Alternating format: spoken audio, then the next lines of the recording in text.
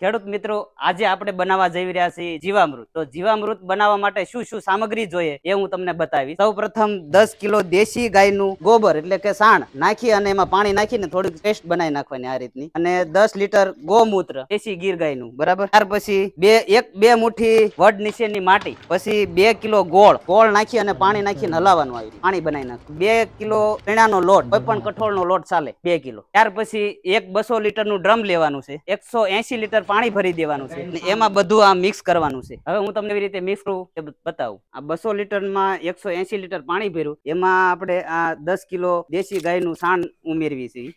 ત્યાર પછી 10 લીટર ગોમૂત્ર છે, આ ગોમૂત્ર છે 10 લીટર. આ 2 કિલો દેશી ગોળ છે, ગોળનું પાણી આમાં નાખીએ છીએ. 2 કિલો ચણાનો લોટ છે, કોઈ પણ કઠોળનો લોટ પણ ચાલે, 2 કિલો. 2 મુઠ્ઠી વડ નીચેની માટી છે, જ્યાં કોઈ કેમિકલ નો સ્પ્રે નો છંટકાવ કે કાંઈ ડીએપી યુરિયા નાખ્યો ન હોય એ વડ નીચેની માટી છે.